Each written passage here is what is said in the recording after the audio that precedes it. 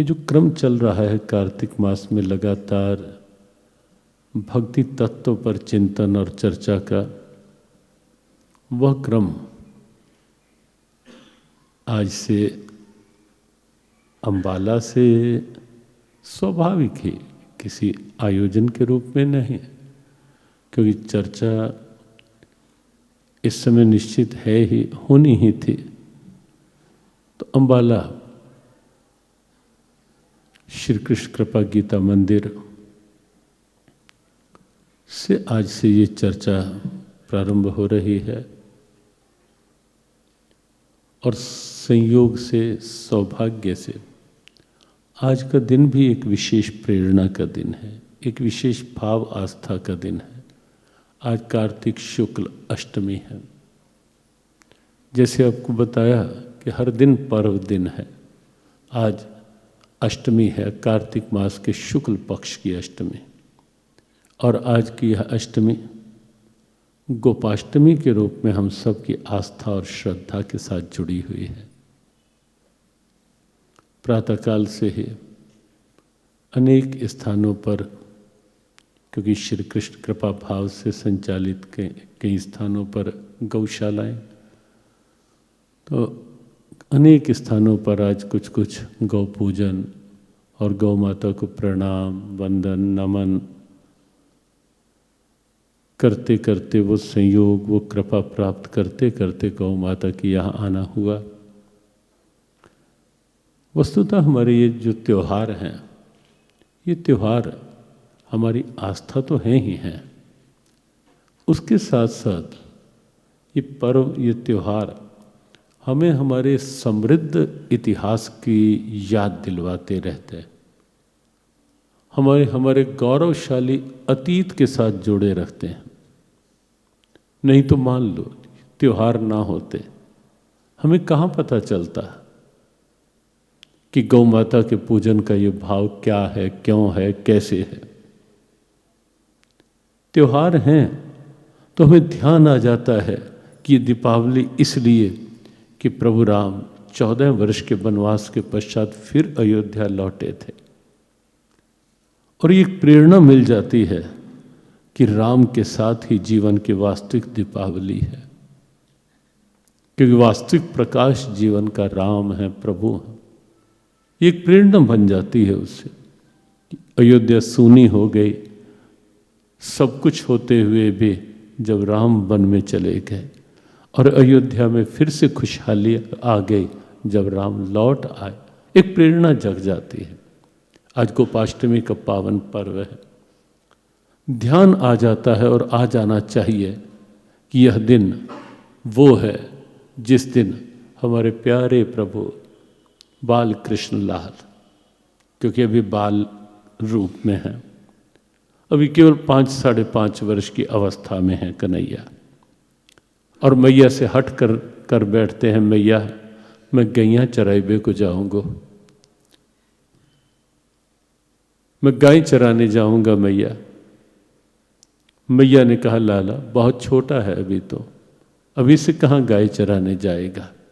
ना मैया मैं तो जाऊंगा। कन्हैया ने निश्चित कर लिया। मैया ने सोचा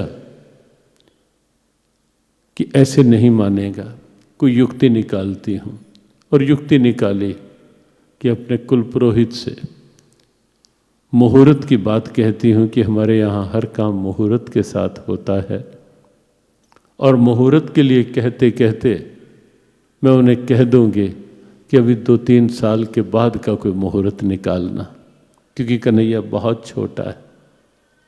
कई बार ऐसा हो जाता है, लेकिन हमारे कन्हैया तो केवल यशोदा के लाल ही नहीं है ना, हमारे कन्हैया केवल नंद लाला ही भी नहीं है। हमारे कन्हैया तो जानते हैं घट घट के अंतर की जानत, सर्वभूतात्म भूतात्मा वही कन्हैया तो है। वंशी वजैया भी वही हैं, और कुरुक्षेत्र की धरा पर पूरे विश्व को ज्ञान की दिव्यता प्रदान करने वाले गीता गवैया भी वही हैं। और केवल इतना ही नहीं, वृंदावन बसैया भी वही हैं और घट घट के हृदय में के बसैया भी वही हैं। और इसीलिए वो जानते हैं, समझ गए कि मैया कौन से स्टेशन से बोल रही है, कि मुहूर्त निकालूंगी, निकलवाऊंगी, तब भेजूंगी। सारी योजना निश्चित कर ली और अंततः ये एक प्रेरणा दी। अंततः गर्गाचार्य जी से कहलवा दिया कि मैया यशोदा, मुहूर्त तो अभी का ही सबसे उत्तम है, गौ पूजन का, गौ सेवा का, गौचारण का। और कन्हैया ने उसी क्षण कहा, मैया अब तो कुलगुरु ने भी कह दिया, अब तो तैयारी कर गीता गौ पूजन की। और एक प्रेरणा जगाई कि लौकिक कार्यों के लिए मुहूर्त अच्छी बात है, निकलवा लेना बुरा नहीं, अच्छा है, हमारी परंपरा है। लौकिक कार्यों के लिए, अपने पारिवारिक, व्यापारिक, व्यवहारिक, सांसारिक कार्यों के लिए मुहूर्त निकलवाना एक अच्छी बात है। लेकिन अगर गौ सेवा करनी है, उसके लिए मुहूर्त की कहाँ ज़रूरत है? भजन करना है, ध्यान में बैठना है, उसके लिए भी क्या मुहूर्त देखेंगे हम कि मुहूर्त ठीक नहीं भजन का? उसके लिए मुहूर्त की ज़रूरत नहीं। कन्हैया ने ये प्रेरणा दी कि सत्संग, सेवा, सुमिरन, भजन, ध्यान, पाठ, यज्ञ, उसके लिए किसी मुहूर्त की ज़रूरत नहीं है। वो तो मुहूर्त अपने आप ठीक हो जाएगा जब यज्ञ होगा, जब गौ सेवा होगी। वो मुहूर्त नहीं ठीक होगा तो भी ठीक हो जाएगा।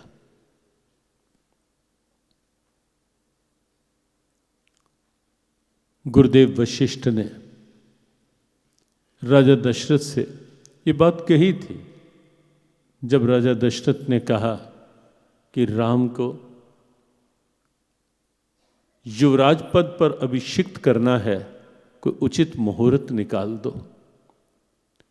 और गुरुदेव वशिष्ठ हंस पड़े थे और कहने लगे, राजन, राम का राज्याभिषेक और उसके लिए मुहूर्त, लगता नहीं कि उसकी कोई ज़रूरत है, क्योंकि सुदिन सुमंगल सोई जब राम हों ही युवराज।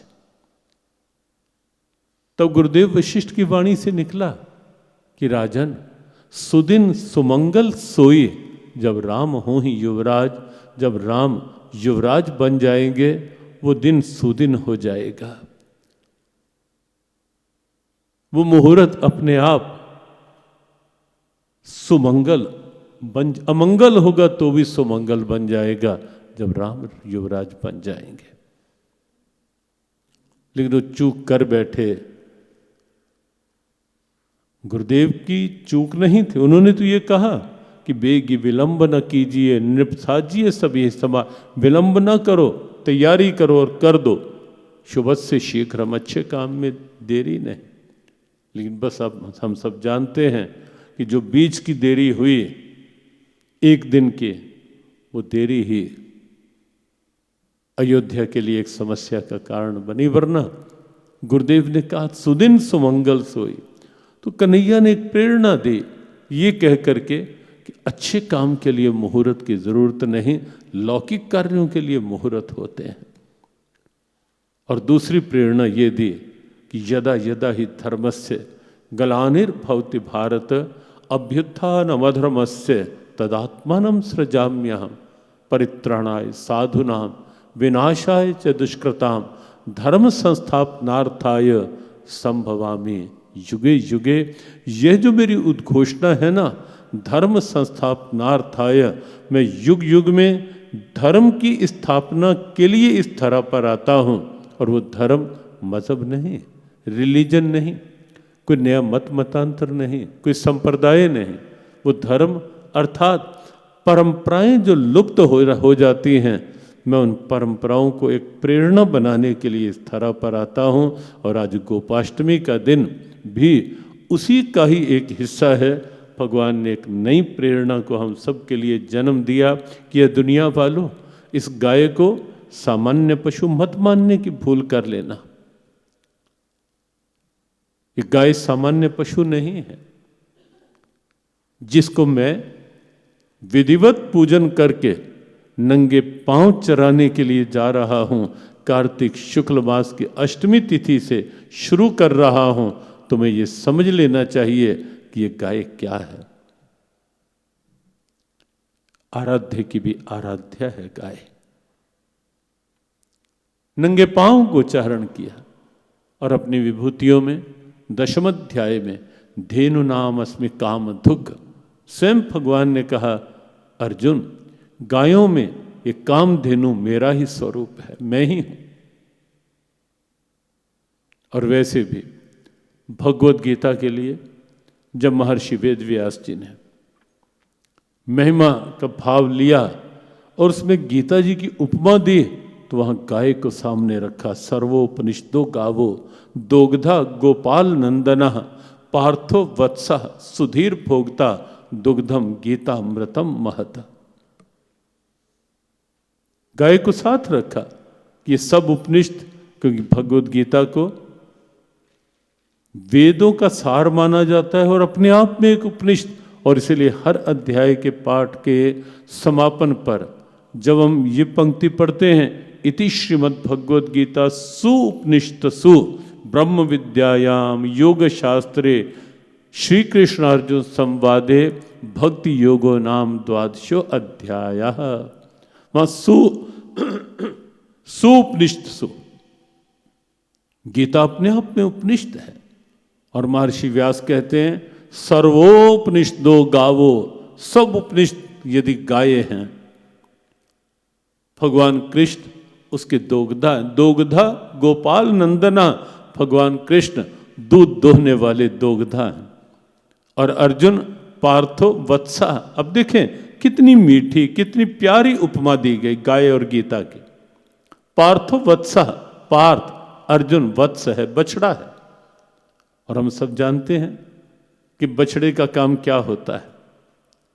दूध दोहने वाला पहले बछड़े को आगे करता है और बछड़ा कुछ दूध पी करके शेष सब हमारे लिए छोड़ देता है। तो यही यहां है, पार्थो वत्सः, अर्जुन बछड़े की, अर्जुन की भूमिका वत्स की तरह, बछड़े की तरह है। प्रारंभ में गीता ज्ञान का दुग्धामृत, गीता अमृत दुहे नमः, या प्रपन्न पारिजाताय तोत्रवेत्रैक पाण्ये ज्ञान मुद्राय कृष्णाय गीता अमृत दुहे नमः। और यहाँ सर्वोपनिषदो गावो दोग्धा गोपाल नंदना पार्थो वत्सः सुधीर भोक्ता दुग्धम गीता अमृतम महत। ये गीता क्या है? दुग्धामृत है। अर्जुन ने कुछ लिया या भगवान कृष्ण ने कुछ अर्जुन के लिए दिया, और उसके बाद शेष जो है वो सब हम सबके कल्याण के लिए छोड़ दिया। तो गाय और गीता, और सच ये भी है, ये अपनी संस्कृति में ये जितने गकार हैं ये अद्भुत हैं, बहुत अद्भुत।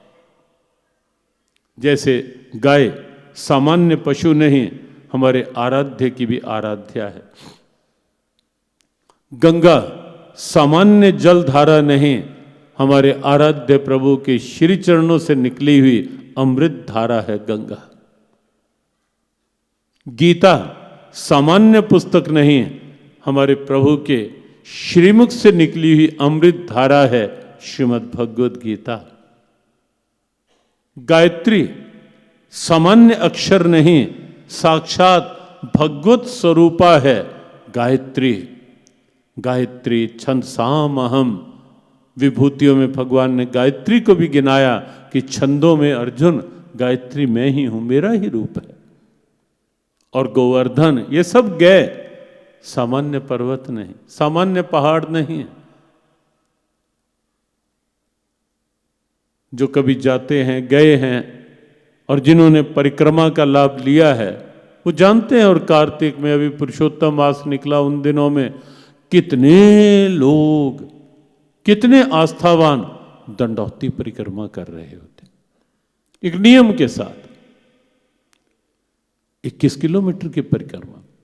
और हजारों लोग जो कभी घर से आधा किलोमीटर चलकर जाना हो, तो कई बार सोचते हैं कि गाड़ी अभी नहीं खड़ी, स्कूटी नहीं खड़ी, आधा किलोमीटर चल के जाना हो, लेकिन 21 किलोमीटर की परिक्रमा उसकी मौज में कर लेते हैं। कौन करवाता है? सामान्य पर्वत नहीं, ये सब साक्षात श्री भगवान के ही स्वरूप है। आज गोपाष्टमी है, गौ माता का पावन दिवस, गौ सेवा की प्रेरणा का दिवस, गौ संरक्षण के संकल्प का दिवस है आज का दिवस। ये देखने का, ये जानने का और समझने का, और वैसे भी आजकल कोविड के प्रभाव से विश्व देख भी रहा है, समझ भी रहा है कि जब विज्ञान कई तरह के प्रश्नों के घेरे में इस समय दिखाई दे रहा है, विश्व के बड़े बड़े वैज्ञानिक स्तब्ध हैं कि ये कोरोना है क्या, इसका आकार क्या, प्रकार क्या, भार क्या, कुछ नहीं किसी को पता, आज तक नहीं चल पा रहा। और वातावरण कैसा बन रहा है इसके चलते सब जानते हैं। और ऐसे में समाधान है गौ माता, सच में देव रूपा है गौ माता। कितना सरल कर दिया ऋषियों ने हमारे धर्म को, कि हमारी संस्कृति देव संस्कृति है। कोई सोचे जीवन में कि जीवन काल में हम क्या ऐसा संभव कर सकते हैं कि सब देवों को हम कभी भोग लगा पाएं, समस्त देवी देवताओं को?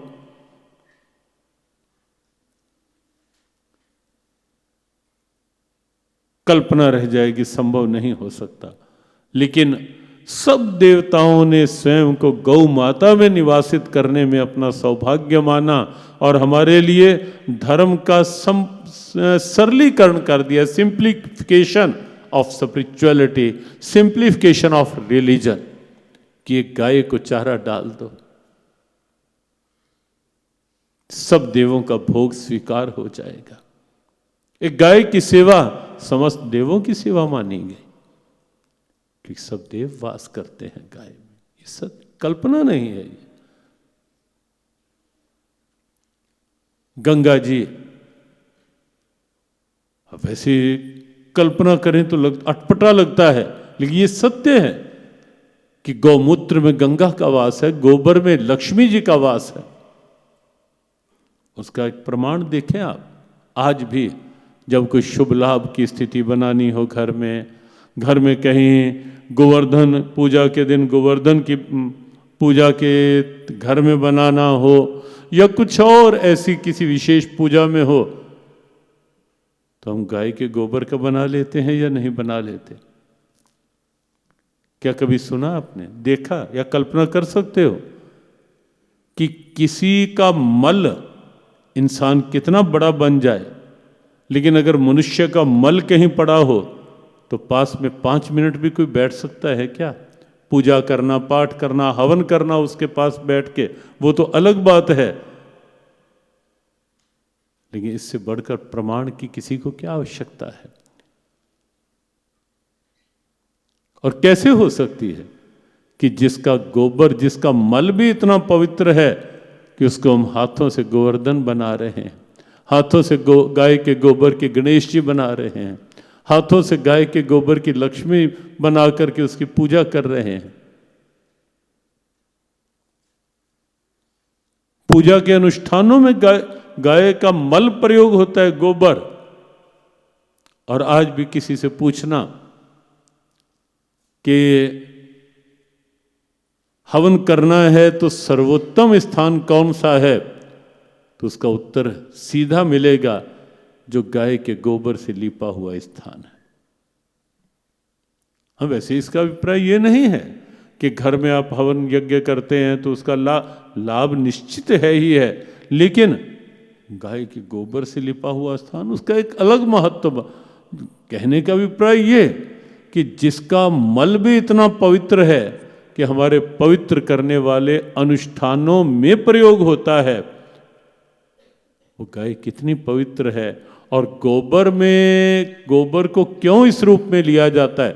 और सच यही है, गोबर में लक्ष्मी का वास है, वो उस रूप में एक पक्ष है, लेकिन सत्य यही है कि गाय का गोबर, पीछे सुप्रीम कोर्ट के जस्टिस ने किसी की याचिका पर यह निर्णय दिया कि अगर कोई सही उपयोग कर ले, तो उन्होंने तो कहा कि गाय का गोबर कोहिनूर की तरह है। भारतीय नस्ल की गाय के गोबर की बात की तो लक्ष्मी वास करती है वहां, तो सभी देवता जहां वास करते हैं, ऐसी गौ माता स्वयं भगवान ने आराध्या के रूप में स्वीकारा। ऐसी गौ माता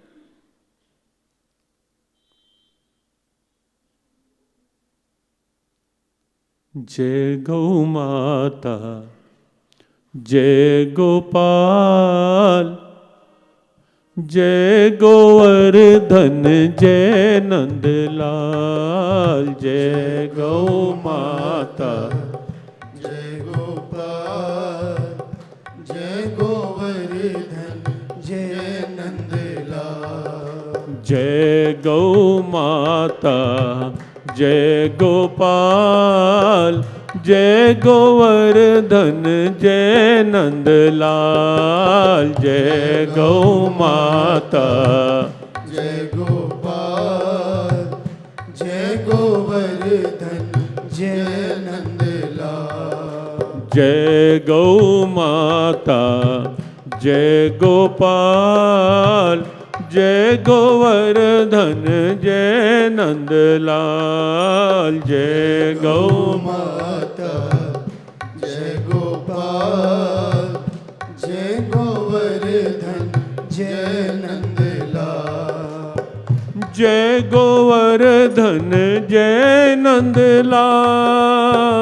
जय गोवर्धन, जय नंदलाल। ओ जय गोवर्धन, जय नंदलाल। जय गोवर्धन, जय नंदलाल। जय जय जय प्रभु दीन दयाल। जय जय जय प्रभु दीन दयाल। ओ जय जय जय प्रभु दीन दयाल। जय जय जय प्रभु दीन दयाल। जय गौ माता, जय गोपाल, जय गोवर्धन, जय नंदलाल। जय गौ माता, जय गोपाल, जय गोवर्धन, जय नंदलाल। जय गौ माता, जय गोपाल, जय गोवर्धन, जय नंदलाल। जय गौ माता, जय गोपाल, जय गोवर्धन, जय नंदलाल। भजो जय गौ माता, जय गोपाल, जय गोवर्धन, जय नंदलाल। जय गौ माता, जय गोपाल, जय गोवर्धन, जय नंदलाल। जय हो जय गौ माता, जय गोपाल, जय गोवर्धन, जय नंदलाल। जय गौ माता, जय गोपाल, जय गोवर्धन, जय नंदलाल। जय गौ माता, जय गोपाल, जय गोवर्धन, जय नंदलाल। जय गौ माता, जय गोपाल, जय गोवर्धन, जय गोपाल। जय गोवर्धन, जय नंदलाल। जय गौ माता, जय गोपाल। जय गोवर्धन, जय नंदलाल। जय गौ माता, जय गोपाल। जय गौ माता, जय गोपाल, जय गोवर्धन, जय नंदलाल। जय गौ माता, जय गोपाल, जय गोवर्धन, जय नंदलाल। जय गौ माता, जय गोपाल, जय गोवर्धन, जय नंदलाल। जय गौ माता, जय गोपाल, जय गोवर्धन, जय नंदलाल। जय गौ माता, जय गोपाल, जय गोवर्धन, जय नंदलाल। जय गौ माता, जय गोपाल। जय गोवर्धन, जय नंदलाल। जय गौ माता, जय गोपाल, जय गोवर्धन, जय नंदलाल।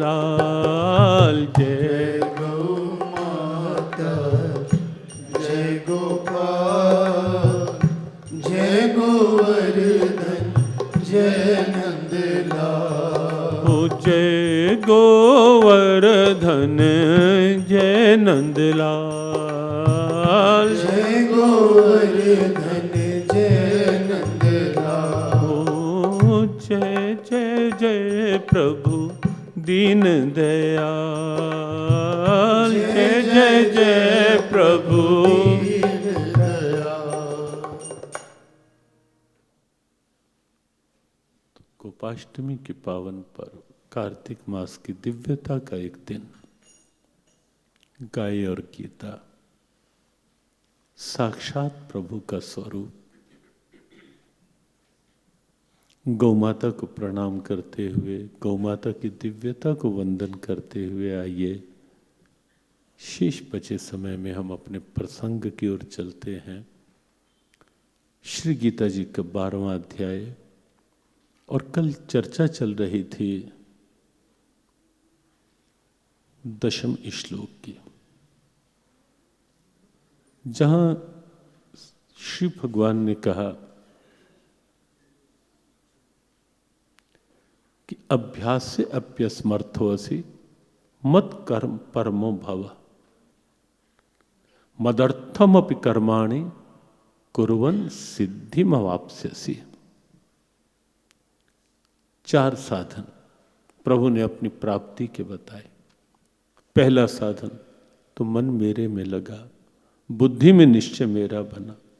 संभव ना हो तो अभ्यास योग की शरण ले, अभ्यास कर। कल हमने उस पर विस्तार से चर्चा का प्रयास किया। अभ्यास नाम जाप का हो, सत्संग का हो, स्वाध्याय का हो, गीता पाठ का हो, वो लगातार अभ्यास की स्थिति, अभ्यास का क्रम लगातार भाव के साथ, उत्साह के साथ चलता रहे। लेकिन अगर कोई सोचे कि हम तो दिन भर कर्मों में रहने वाले, दिन भर कर्मों की ऊहापोह चलती रहती है, अभ्यास का समय कहाँ से निकाले? ये समय हो भी तो मन की स्थिति नहीं लगती कि अभ्यास में हम मन को लगा पाए। उसके लिए श्री भगवान की उदारता तीसरे साधन के रूप, अभ्यास से अप्यस्मर्थोऽसि। अगर तू अभ्यास में भी असमर्थ है, मत कर्म परमो भव, तू अपने कर्म करता रह पार्थ, लेकिन वो कर्म स्वार्थ परायण होकर ना कर, वो कर्म अहंकार में भर के ना कर, इगोइस्टिक बन के कर्म ना कर, अहम बुद्धि से कर्म ना कर। मदर्थम अपि कर्माणि, इस श्लोक में जैसे हमने बताया कि पूर्व श्लोक में दोनों बार एव शब्द भगवान ने लगाया। 8वें श्लोक में एक एक शब्द यदि गीता जी का देखेंगे, वहां मन मेरे में ही लगा, निश्चित समझ तुझे मेरी ही प्राप्ति होगी। और यहां भगवान कहते हैं कि अगर अभ्यास में भी असमर्थ है तो एक काम कर, मदर्थम अपि कर्माणि मत कर्म परमो भव, तो मेरे प्राण होकर कर्म करता रहे, जो भी तेरा काम है। आगे अपि फिर लगाया, मदर्थम अपि, मेरे लिए कर्म करता हुआ भी कुर्वन् सिद्धिमवाप्स्यसि, तो सिद्धि को पालेगा, अर्थात जीवन के कल्याण को पालेगा, जीवन का उद्धार कर लेगा। तो जीवन का उद्धार हो, जीवन का कल्याण हो, या प्रभु की कृपा प्राप्ति हो, वो एक ही प्रसंग, एक ही बात है। क्योंकि बिना कृपा के और बिना प्रभु के जीवन का कल्याण हो ही नहीं सकता, उद्धार हो ही नहीं सकता। इसलिए सिद्धिमवाप्स्यसि कहा या अपनी प्राप्ति की बात कही, बात एक ही है। लेकिन बात क्या है? मेरे लिए कर्म कर। देखो, कर्म वही है, करना भी है, कर भी रहे हो, लेकिन कभी विचार तो करें बैठकर कि सारा जीवन इंसान कर्म करता रहता है, करता रहता है, करता रहता है, सारी आयु लगा रहता है कर्मों में। ये यूं सोच लें उससे पहले कि पूरा दिन कर्म कर कर कर कर के, सामान्य स्थितियों में भी लगातार, और जब कोई सीजन के दिन हो कितने कितने घंटे लगातार। लेकिन कर्म करते हुए जब रात होती है तो दिमाग में बोझ, भार, कहीं ना कहीं तनाव, कहीं ना कहीं दबाव, और जीवन भर कर्म करने के बाद भी शांति नहीं। उलझने और बढ़ती चली जाती हैं, तनाव बढ़ता जाता है, दबाव बढ़ते जाते हैं। समाधान है गीता जी का ये श्लोक। भगवान कहते हैं कर्म वही है। अगर ये सोचकर करेगा मैं कर रहा हूं तो ये सब कुछ होगा ही साथ, और अगर ये सोच लेगा मैं नहीं कर रहा, आपकी कृपा करवा रही है। भगवत गीता में भगवान ने जो सबसे कठोर शब्द प्रयोग किया किसी के लिए भी, वो है मूढ़ आत्मा। ये कठोर शब्द गीता जी में कई बार प्रयोग किया गया, और अहंकारी व्यक्ति के लिए भी ये शब्द प्रयोग हुआ। अहंकार विमूढ़ आत्मा कर्ता अहमिति मन्यते, तीसरे अध्याय का 27वां श्लोक। जो ये मानता है मैं कर रहा हूं, मैं ना करूं तो देखूं कैसे हो, भगवान कहते हैं अहंकार विमूढ़ आत्मा, मूढ़ व्यक्ति है, अज्ञानी व्यक्ति है, विचार ही नहीं करते कि अरे पगले, श्वास भी जब नहीं चल सकता उसकी कृपा के बिना, उसकी शक्ति के बिना, तो तू क्या करेगा कर्म। जब उसकी कृपा शक्ति के बिना ये हाथ ही नहीं हिल सकता तो क्या कर्म करोगे। और देखते नहीं है कि जब वो शक्ति अलग होती है, हाथ होते हैं ना, कुछ कर पाते हैं क्या। जुबान होती है, शब्द निकल पाता है क्या। दुकान होती है, कोई बैठ पाता है क्या। कहां बैठने देते हैं, कहां स्थिति होती है। वो सब होता है, लेकिन जब वो नहीं होता तो कहां कुछ होता है। तो क्यों ना श्वासों के चलते चलते ये मान लें,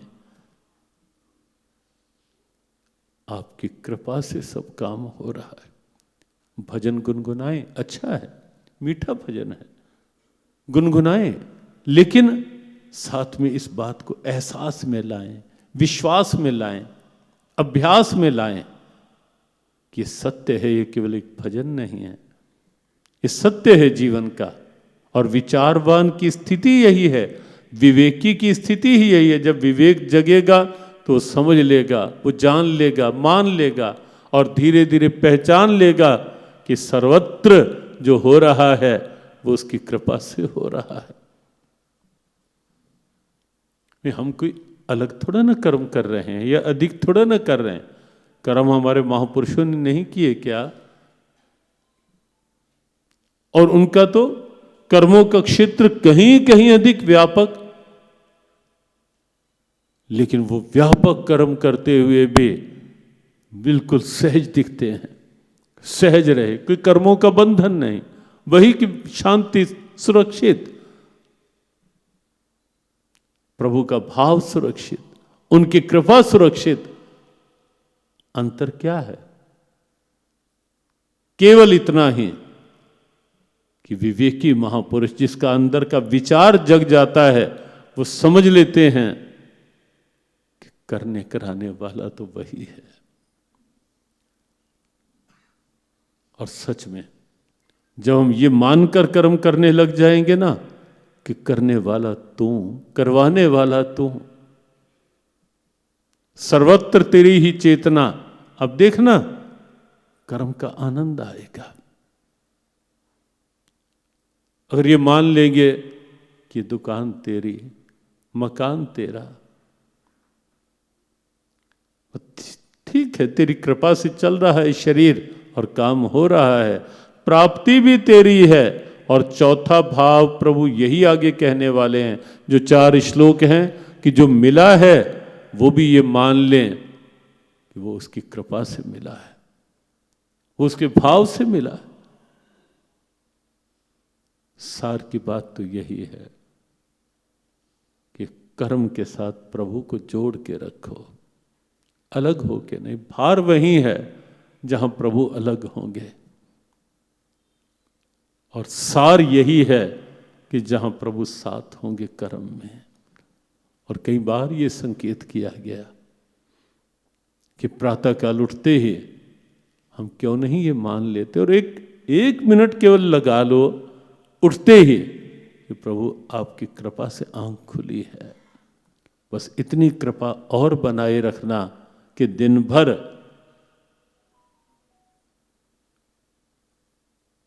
तेरी कृपा साथ साथ बनी रहे, उसका एहसास साथ साथ बना रहे। बस कृपा तो है, उसका एहसास दिन भर साथ साथ बना रहे।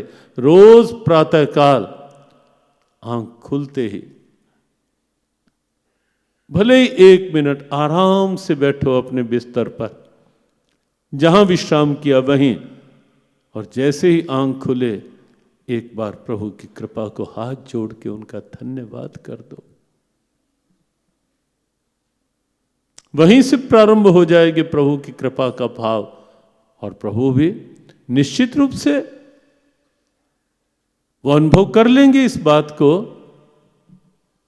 कि आंख खुलते ही इसका सबसे पहला ध्यान मेरी ओर गया है।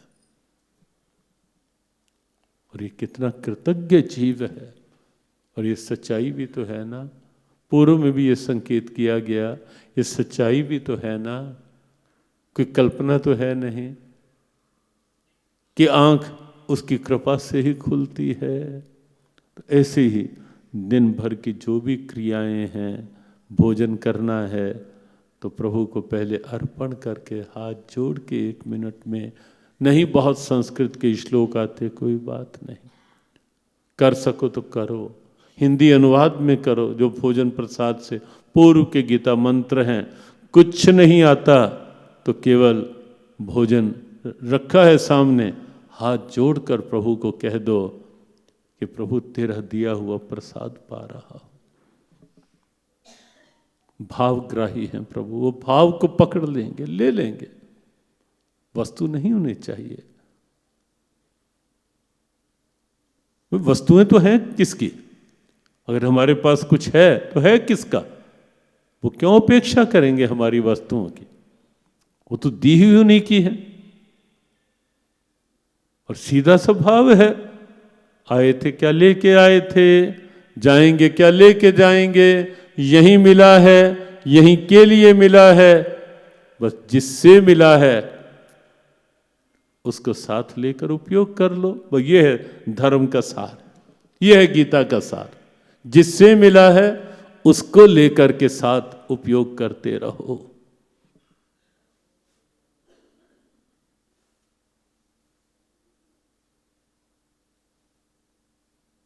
और ये एहसास बनाते रहो, दिन भर एहसास कि प्रभु आप भोजन है, बस केवल प्रभु आपकी कृपा का प्रसाद पा रहा हूं। इतना सा भाव प्रभु को प्रसन्न कर देगा। कई बार ये बात कही गई कि बेटा कमाने लगे और पहली सैलरी जब माता पिता के हाथ में लाकर रख दे कि आपके आशीर्वाद से इस योग्य हुआ हूं, भले ही माता पिता लौटा दें, लेकिन कितनी प्रसन्नता उनके हृदय में होगी, कितनी प्रसन्नता होगी। बस यही स्थिति है। भगवान की प्रसन्नता का भी सरल सा सीधा सा साधन है कि जब हम हर कार्य पहले उनका स्मरण करके, उनके अर्पण करके कि प्रभु आपकी भोजन भी मिला है तो आपकी कृपा से, और सच ये भी है भोजन बन रहा है आपकी कृपा का, तेरे लिए मदर्थम अपि कर्माणि। भगवान कहते हैं मेरे लिए कर्म करता हुआ तो जीवन के उद्धार, कल्याण, सिद्धि को, सफलता को पालेगा। सार्थकता को पा लेगा। मदर्थम अपि, मेरे लिए बस इतना ही करना है। भोजन बना रहे हैं प्रभु, आपके लिए बन रहा है, आपका भोग बन रहा है, आपका प्रसाद बन रहा है। इतनी सी बात बनाते हुए कर लो, खाते हुए आपका प्रसाद पा रहे हैं। रात को विश्राम करना है, एक बार प्रभु को प्रणाम कर लो और प्रणाम करके दिन भर जो भी है प्रभु के अर्पण कर दो। जो जो कर्म हुए प्रभु आपके अर्पण। आगे फिर आपकी कृपा से आंख खुलेगी, फिर अगले दिन की दिनचर्या। दुकान पे जाना है, व्यवहार प्रारंभ करना है, पहले एक बार प्रभु को प्रणाम कर लो। आपकी कृपा का ही ये सारा विस्तार है प्रभु, आपकी कृपा का विस्तार है और आपकी कृपा का ये उपकार बना रहे। कई बार ये पंक्ति गुनगुनाई जाती है, श्री कृष्ण कृपा का ये विस्तार, कृष्ण कृपा का ये विस्तार, गुरु कृपा का ही उपहार, गुरु कृपा का ही, गुरु कृपा का ही उपहार, गुरु कृपा का ही, गुरुवर यह उपकार हमेशा बना रहे, गुरुवर ये उपकार हमेशा बना रहे, गुरुवर यह उपकार हमेशा बना रहे, गुरुवर ये उपकार हमेशा बना रहे, श्री कृष्ण कृपाधार हमेशा बना रहे, कृष्ण कृपा आधार हमेशा बना रहे, गुरु चरणों में प्यार हमेशा बना रहे, गुरु चरणों में प्यार हमेशा बना रहे, गुरु चरणों में प्यार हमेशा बना रहे, गुरु चरणों में प्यार हमेशा बना रहे, श्री कृष्ण कृपा आधार हमेशा बना रहे, श्री कृष्ण कृपा आधार हमेशा बना रहे, हो हमेशा बना रहे। हमेशा बना रहे। हर कर्म प्रभु के लिए, प्रभु के निमित्त, प्रभु के भाव से। और चौथा साधन प्रभु बताते हैं कि अगर इसमें भी तू सक्षम नहीं है पार, यद्यपि बहुत सरल प्रयोग है लेकिन भगवान अपनी उदारता दिखा रहे हैं, इसमें भी यदि संभव तो सक्षम नहीं है पार, अथैतदप्यशक्तो असि, अशक्त शब्द लगाया, इसमें भी तो अशक्त है, अक्षम है। अथैतदप्यशक्तो असि कर्तुम मद्योगमाश्रितः सर्व कर्म फल त्यागम ततः कुरु यतात्मवान।